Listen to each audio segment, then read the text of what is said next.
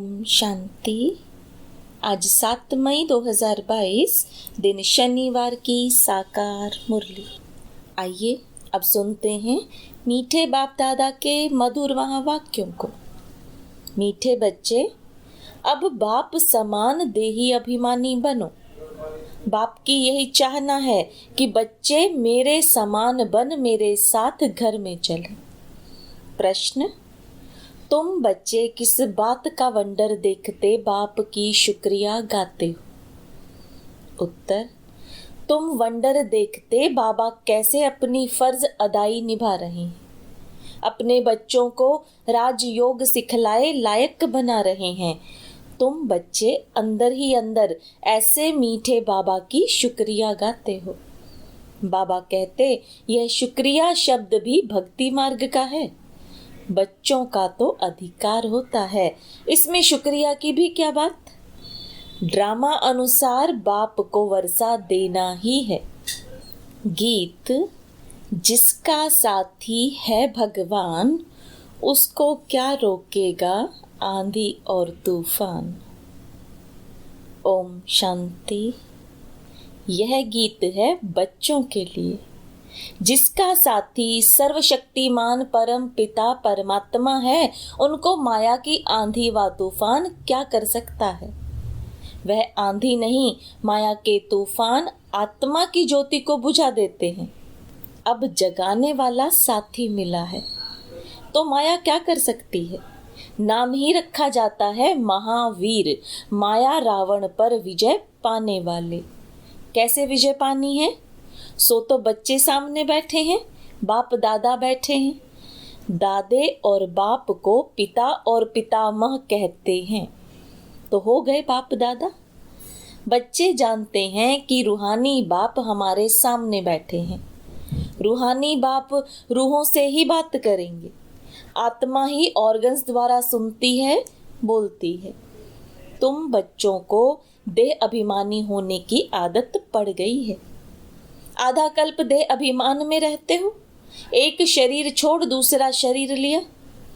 शरीर पर नाम पड़ता है। कोई कहेगा मैं परमानंद हूँ, कोई का नाम क्या, कोई का क्या। बाबा कहते हैं मैं सदैव देही अभिमानी हूँ। मुझे कभी देह नहीं मिलती तो मुझे कभी देह अभिमान नहीं हो सकता। यह देह तो इस दादा की है। मैं सदैव देही अभिमानी हूँ। तुम बच्चों को भी आप समान बनाना चाहता हूँ, क्योंकि अब तुमको मेरे पास आना है। देह अभिमान छोड़ना है, टाइम लगता है। बहुत समय से देह अभिमान में रहने का अभ्यास पड़ा हुआ है। अभी बाप कहते हैं इस देह को भी छोड़ो, मेरे समान बनो, क्योंकि तुमको मेरा गेस्ट बनना है, मेरे पास वापस आना है। इसलिए कहता हूँ कि पहले अपने को आत्मा निश्चय करो। यह मैं आत्माओं से ही बोलता हूँ। तुम बाप को याद करो तो वह दृष्टि खत्म हो जाए। मेहनत है इसमें। हम आत्माओं की सर्विस कर रहे हैं। आत्मा सुनती है ऑर्गन्स द्वारा। मैं आत्मा तुमको बाबा का संदेश दे रहा हूँ। आत्मा तो ना अपने को मेल ना फीमेल कहेगी। मेल फीमेल शरीर से नाम पड़ता है, वह तो है ही परम आत्मा। बाप कहते हैं हे आत्माएं, सुनती हो? आत्मा कहती है हाँ सुनती हूँ। तुम अपने बाप को जानते हो, वह सभी आत्माओं का बाप है। जैसे तुम आत्मा हो वैसे ही मैं तुम्हारा बाप हूँ, जिसको परम पिता परमात्मा कहते हैं। उनको अपना शरीर नहीं है। ब्रह्मा विष्णु शंकर को अपना आकार है। आत्मा को आत्मा ही कहेंगे। मेरा नाम तो शिव है। शरीर पर तो बहुत नाम पड़ते हैं। मैं शरीर नहीं लेता हूँ, इसलिए मेरा कोई शारीरिक नाम नहीं है। तुम सालिग्राम हो।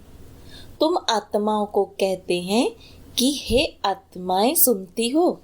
यह तुमको अब प्रैक्टिस करनी पड़े, देही अभिमानी हो रहने की। आत्माएं सुनती और बोलती हैं इन ऑर्गन्स द्वारा। बाप बैठ आत्माओं को समझाते हैं। आत्मा बेसमझ हो गई है क्योंकि बाप को भूल गई है। ऐसे नहीं कि शिव भी परमात्मा है, कृष्ण भी परमात्मा है।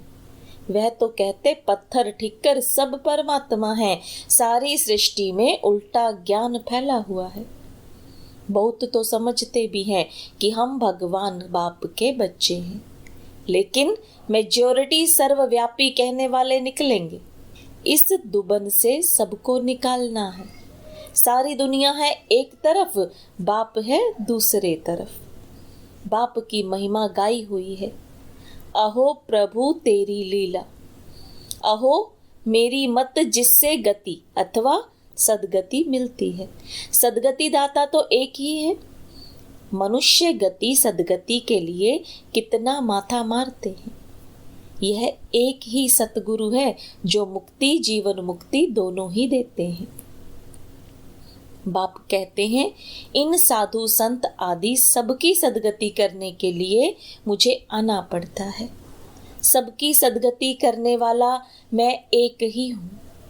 आत्माओं से बात करता हूँ, मैं तुम्हारा बाप हूँ और कोई यह कह ना सके कि तुम सभी आत्माएं मेरी संतान हो।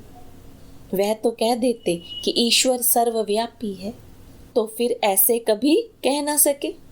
यह तो खुद बाप कहते हैं कि मैं आया हूँ भक्तों को भक्ति का फल देने। गायन भी है, भक्तों का रखवाला भगवान एक है। सभी भक्त हैं तो जरूर भगवान अलग चीज है। भक्त ही अगर भगवान हो तो उन्हें भगवान को याद करने की दरकार नहीं। अपनी अपनी भाषा में परमात्मा को कोई क्या कहते, कोई क्या, लेकिन यथार्थ नाम है ही शिव। कोई किसी की ग्लानि करते हैं व डिफेम करते हैं तो उन पर केस करते हैं, परंतु यह है ड्रामा, इसमें कोई की बात नहीं चल सकती। बाप जानते हैं कि तुम दुखी हुए हो, फिर भी यह होगा। गीता शास्त्र आदि फिर भी वही निकलेंगे, परंतु सिर्फ गीता आदि पढ़ने से तो कोई समझ ना सके। यहाँ तो समर्थ चाहिए। शास्त्र सुनाने वाले किसी के लिए कहें कि मेरे साथ योग लगाने से हे बच्चे तुम्हारे विकर्म विनाश हो जाएंगे, यह कह ना सके। वे तो सिर्फ गीता पुस्तक पढ़कर सुनाते हैं। अभी तुम अनुभवी हो, जानते हो कि हम 84 के चक्र में कैसे आते हैं। ड्रामा में हर एक बात अपने समय पर होती है। यह बाप बच्चों से आत्माओं से बात करते हैं कि तुम भी ऐसे सीखो कि हम आत्मा से बात करते हैं। हमारी आत्मा इस मुख से बोलती है, तुम्हारी आत्मा इन कानों से सुनती है। मैं बाप का पैगाम देता हूँ, मैं आत्मा हूँ। यह समझाना कितना सहज है। तुम्हारी आत्मा एक शरीर छोड़ दूसरा लेती है। आत्मा ने 84 जन्म पूरे किए हैं। अब बाप कहते हैं अगर परमात्मा सर्वव्यापी होता तो जीव परमात्मा कहो ना, जीव आत्मा क्यों कहते हो? यह आत्मा से बात करते हैं। मेरे भाई, आत्माएं समझती हो कि मैं बाप का संदेश सुनाता हूँ, 5000 वर्ष पहले वाला। बाप कहते हैं मुझे याद करो, यह दुख धाम है, सतयुग है सुख धाम। हे आत्माएं, तुम सुख धाम में थी ना? तुमने 84 का चक्र लगाया है। सतो प्रधान से सतो रजो तमो में जरूर आना है। अब फिर चलो वापिस श्री कृष्णपुरी में। चलकर क्या बनने चाहते हो? महाराजा महारानी बनेंगे व दास दासी। ऐसे ऐसे आत्माओं से बात करनी चाहिए, उमंग होना चाहिए। ऐसे नहीं कि मैं परमात्मा हूँ। परमात्मा तो है ही ज्ञान का सागर, वह कभी अज्ञान का सागर बनता नहीं। ज्ञान और अज्ञान के सागर हम बनते हैं। बाप से ज्ञान लेकर मास्टर सागर बनते हैं। वास्तव में सागर एक ही बाप है, बाकी सब नदियां हैं। फर्क है ना। आत्मा को समझाया तब जाता है जबकि आत्मा बेसमझ है। स्वर्ग में थोड़े ही किसी को समझाते हैं। यहाँ सब बेसमझ पतित और दुखी हैं। गरीब लोग ही यह ज्ञान आराम से बैठ सुनेंगे। साहूकारों को तो अपना नशा रहता है, उन्हों में तो कोई बिरला निकलेगा। जनक राजा ने सब दे दिया ना, यहाँ सब जनक हैं, जीवन मुक्ति के लिए ज्ञान ले रहे हैं। तो यह पक्का करना पड़े कि हम आत्मा हैं। बाबा, हम आपकी कितनी शुक्रिया माने। ड्रामा अनुसार आपको वर्षा तो देना ही है, हमको आपका बच्चा बनना ही है, इसमें शुक्रिया क्या करें। हमको आपका वारिस तो बनना ही है, इसमें शुक्रिया की बात क्या है। बाप खुद आकर समझाए लायक बनाते हैं, भक्ति मार्ग में महिमा करते हैं, शुक्रिया शब्द निकल पड़ता है। बाप को तो अपनी फर्ज अदाई करनी ही है, आकर फिर से स्वर्ग में चलने का रास्ता बताते हैं। ड्रामा अनुसार बाबा को आकर राजयोग सिखलाना है, वर्षा देना है। फिर जो जितना पुरुषार्थ करेंगे उस अनुसार स्वर्ग में जाएंगे। ऐसे नहीं कि बाबा भेज देंगे, ऑटोमेटिकली जितना पुरुषार्थ करेंगे उस अनुसार स्वर्ग में आ जाएंगे। बाकी इसमें शुक्रिया की कोई बात है नहीं। अब हम वंडर खाते हैं कि बाबा ने क्या खेल दिखाया है।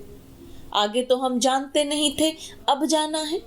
क्या बाबा हम फिर से ये ज्ञान भूल जाएंगे? हाँ बच्चे, हमारी और तुम्हारी बुद्धि से ज्ञान प्राय लोप हो जाएगा। फिर समय पर इमर्ज होगा। जब ज्ञान देने का समय होगा, अभी तो हम निर्वाण धाम चले जाएंगे। फिर भक्ति मार्ग में मैं पाठ बजाता हूँ, आत्मा में ऑटोमेटिकली वह संस्कार आ जाते हैं। मैं कल्प के बाद भी इस ही शरीर में आऊँगा, यह बुद्धि में रहता है। परंतु फिर भी तुमको तो देही अभिमानी रहना है, नहीं तो देह अभिमानी बन पड़ते हैं। मुख्य बात तो यह है, बाप और वर्षे को याद करो।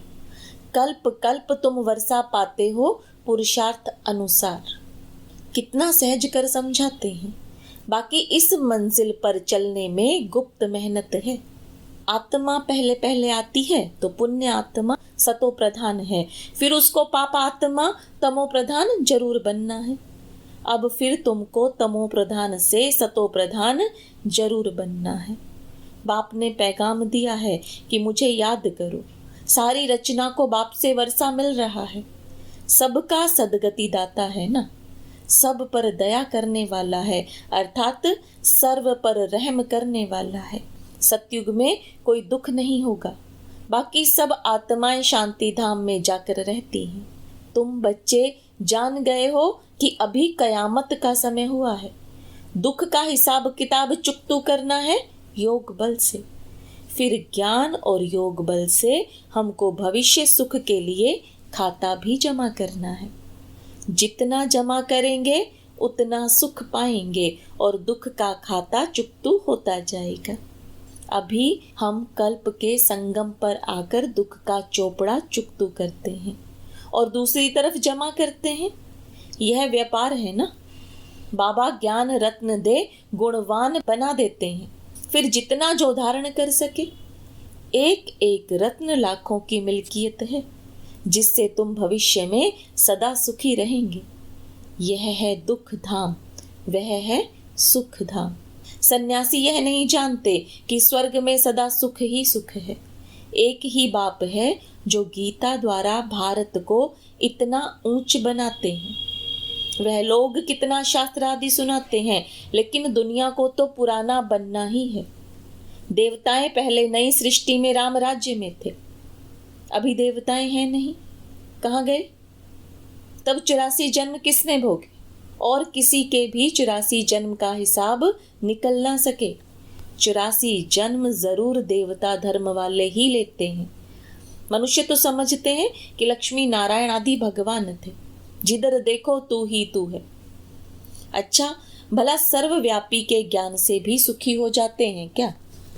यह सर्वव्यापी का ज्ञान तो चलता आया है, फिर भी भारत तो कंगाल नरक बन गया है। भक्ति का फल तो देना ही है भगवान को। सन्यासी जो खुद ही साधना करते रहते, वह फल क्या देंगे? मनुष्य सदगति दाता तो है नहीं। जो जो इस धर्म के होंगे वह निकल आएंगे।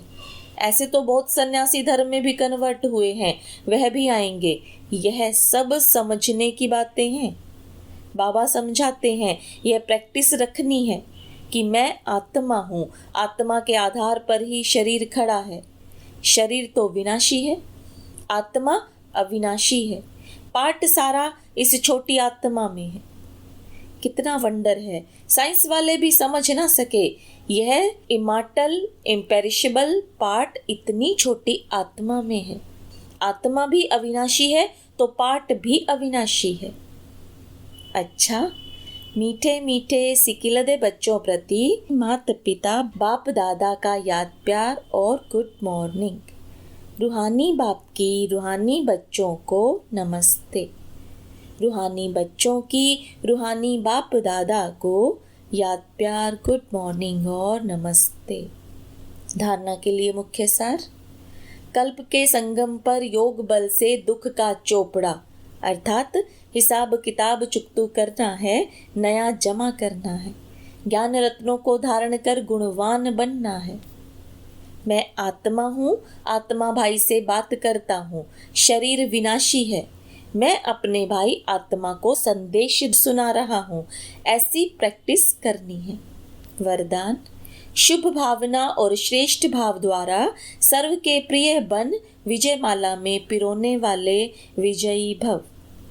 कोई किसी भी भाव से बोले वा चले, लेकिन आप सदा हर एक के प्रति शुभ भाव श्रेष्ठ भाव धारण करो। इसमें विजयी बनो तो माला में पिरोने के अधिकारी बन जाएंगे, क्योंकि सर्व के प्रिय बनने का साधन ही है संबंध संपर्क में हर एक के प्रति श्रेष्ठ भाव धारण करना। ऐसे श्रेष्ठ भाव वाला सदा सभी को सुख देगा, सुख लेगा। यह भी सेवा है तथा शुभ भावना मनसा सेवा का श्रेष्ठ साधन है। तो ऐसी सेवा करने वाले विजयी माला के मणके बन जाते हैं। स्लोगन। कर्म में योग का अनुभव करना ही कर्मयोगी बनना है। ओम शांति।